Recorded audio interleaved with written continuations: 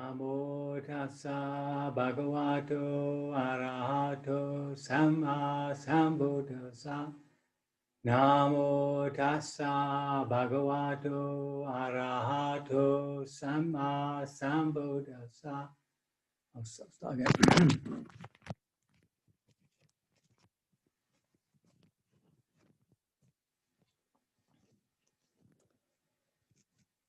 Namo tassa bhagavato arahato samma sambuddhassa. Namo tassa bhagavato arahato samma sambuddhassa. Namo tassa bhagavato arahato samma sambuddhassa. Homage to the Buddha, the blessed, noble, and fully self-awakened one. So I shall continue by chanting the verses that we're going to do tonight. Na te na hoti dhammato ye na tan sahasana ye yo chana tamanatan cha ubonicheya pandito asahasena dhammena samena nayati pare dhammasaguto me davi dhammato ti pawuchati. That translates as, one is not called righteous because one hastily judges what is good. A wise person has thoroughly investigated both the right and the wrong. Judging others without haste, justly and impartially, such a wise person, guardian of law, is called righteous. So it's about judging. And Jill Fronsdale translation, one is not judge who judges a case hastily. A wise person considers both what is and isn't right.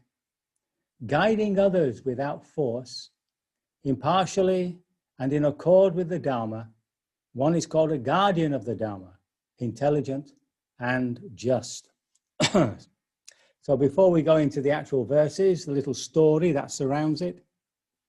So it seems that some bhikkhus were returning from alms round, caught in a storm. They sheltered in the Hall of Justice at Savatthi, which is the capital of Kosala. King Pastanadi was a great supporter of the Buddha. And they saw judges making arbitrary decisions and taking bribes, and reported this to the Buddha. And the Buddha said, if one is influenced by monetary considerations in deciding cases, he cannot be called a just judge who abides by the law. If one weighs the evidence intelligently and decides a case impartially, then he is called a just judge who abides by the law. Excuse me. Now the commentary says, just to add to that, something that perhaps is more attuned to us, it is very easy to judge others, to point others' mistakes, to point out others' mistakes and bad qualities. Therefore, we have to be very thorough when we have to judge others. We have to listen to every possible point of view. We have to look at the problem from all sides. Only then can we be able to judge according to truth and call ourselves righteous. So just one or two words that we've come across there. Dhammato, righteous, translated as righteous. It actually means to stand in the Dharma. The Dharma here meaning, of course, the law, the truth, not only the spiritual laws, but just the general laws, truthfulness. And the, Dhammapada, it's translated in the dictionary, it's given as fitness, propriety, a general rule, higher law, cosmic law, general practice, regular phenomenon, usual habit. So it's got a wide range of meaning. Anyway, in terms of justice or in terms of our sense of judging, it means to be as truthful as we can. And that means you need to collect as many facts and views and opinions as you can before you can come to a decision about somebody.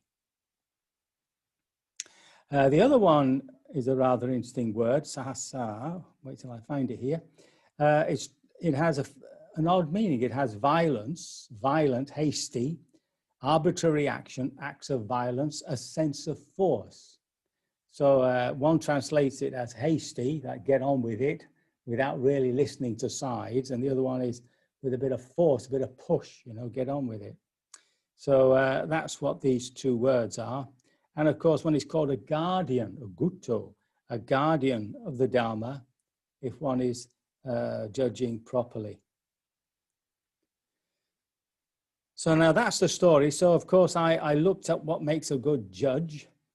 I mean, a judge in court this is.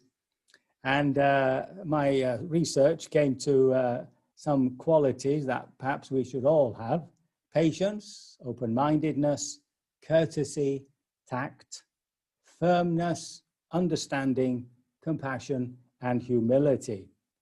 But of course, these are sort of general characteristics of somebody who is a judge. But when you're in court, there are 4 qualities that we would expect of a judge. And the first one is that he's not averse to the accused, no matter how terrible the actions of the accused has been, you know. You're not to be glowering there saying, well, I hate this guy, I hate this woman, I'm going to, you know, make sure that they go down and that sort of stuff. So he's got to be aware of that aversion and not indulge it. And of course, he's not going to be partial to the prosecutor. Could be the other way around, of course, that he has a liking, or he feels that there's been some injustice done to the defendant, and he's biased against the prosecutor. Either way, it obviously isn't going to come to a rather good judgment, or in the way that he talks to the jury is going to be tainted. He also doesn't want to be swayed by the baying of the crowd, the newspapers, you know, hang him. So he's got to be careful not to get up in that sort of the general feel of things. And the way things are, you know, are really riled up by newspapers and politicians, as we've seen all over this business of the government and Brexit and all that. And finally, of course, he's got to be free of fear of reprisals, you know, especially when he or she, the judge, sends somebody to prison, or in the old days, to hanging. And, you know, in some parts of the world, that still is possible to be killed as a judge. In fact, 1992, Giovanni Falcone, who was the judge in Sicily who brought many of the mafiosi to trial, was shot dead. So you know, it happens. And I've also put here what the actual judge said. I've got a recording of it, which I thought you might be interested in. So you can imagine yourself standing in the dock, and I'm just going to share the screen here, just 1 second.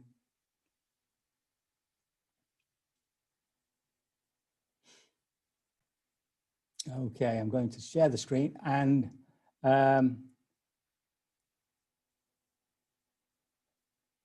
unfortunately, I can't minimize the screen while I'm recording. I didn't know that.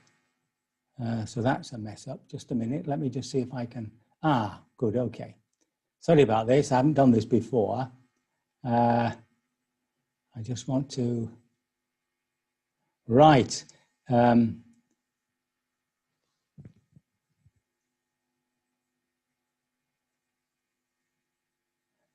Oh, I haven't got it here. That's strange. Oh, yes. Okay. Sorry about that. So this is the judge sentencing somebody to death. This would be before 1965. So it's not that long ago. Here we go.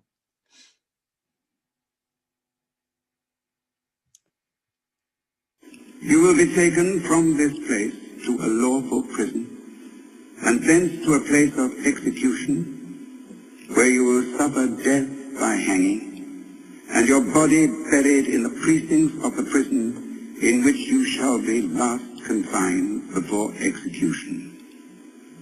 And may the Lord have mercy upon your soul. So there we are. That's not very, if you can imagine listening to that. And just to sort of rub that in, I thought I'd give you what they used to say in the 18th century. The Lord is that thou shalt return to the place whence thou camest, and from thence to the place of execution, where thou shalt hang by the neck till the body be dead, dead, dead, and the Lord have mercy on your soul. It's pretty gruesome.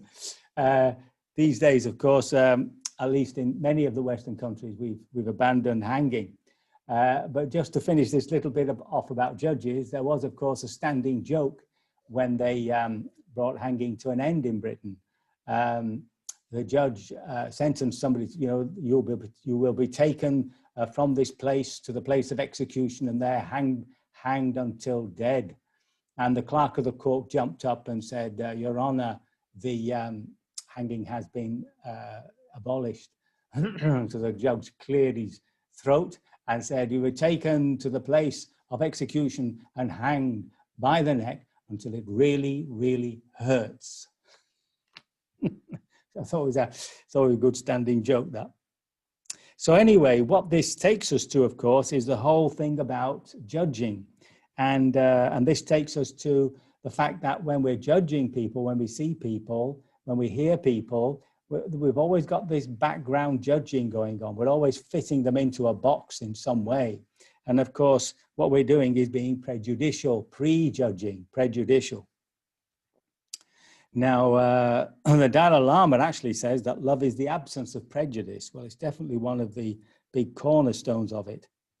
Not being judgmental. But that doesn't stop us from being judicious, which means, of course, to come to a right understanding about somebody or some action. So it's not as though we have to stop judging. We just have to make sure that it's fair and that it's based on facts, on truth. Now, just thinking about judging or prejudice,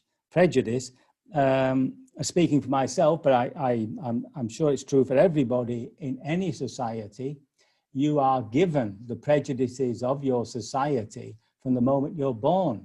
They're sort of inculcated, you can't, it's part of the whole cultural education that you get. So you're bound to have, in my opinion, you're bound to have racist, sexist, religion, prejudice against religions, etc., etc. It's got to be there.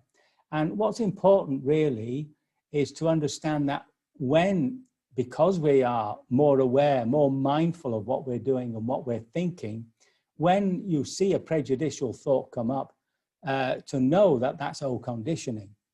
And even though some shame and guilt might come up around it, those are to be seen as guardians. So this is where the Buddha says that, shame and guilt about doing something harmful are our guardians. Otherwise, we would just indulge it. So there's a proper sense of, shame and a bit of guilt that comes up, which stops you from indulging that particular prejudice. But if it goes on and on, being guilty and dreading consequences because of this old conditioning, then of course it's gone on too long. It's not proper to the situation. There's no need for that. It's only when we indulge those thoughts, either allowing the mind to escape on a fantasy or to actually speak something or to do something which is prejudicial, that then of course we should have a greater sense of shame and guilt. And that leads us to apology. Guilt, shame and guilt are the beginnings of compassion, of understanding, opening up to the pain that we've caused somebody else. And of course, we're full of it. I've even forgotten classism, which is a big one in our society. Xenophobia, brought up through immigration.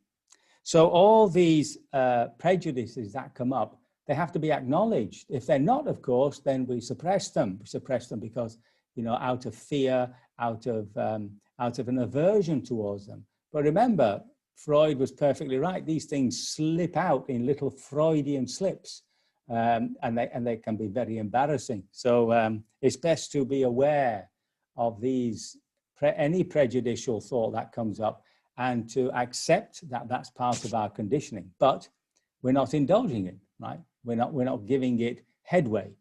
And in so doing, we've not done anything wrong whatsoever. There is no consequence. There's no karma to have to suffer. And eventually, of course, these things become very light in the mind, you know, little traces that really don't bother us anymore. Now, one little trick you can try, which, you know, opens us up to these background voices, these little devils that we have within us, is just to walk down the street, turn your head, look at somebody, and just listen to the judgments that you're coming up with, to the opinions, to the biases that you're coming up with in the mind. And as I say, that's not to be, you know, excessively guilty about or anything. It's just to know that there is within us these conditionings, and that by not indulging them, in time, they atrophy, you know, they die away. And of course, they are replaced by love, compassion, sympathetic joy, and so on. So that's a little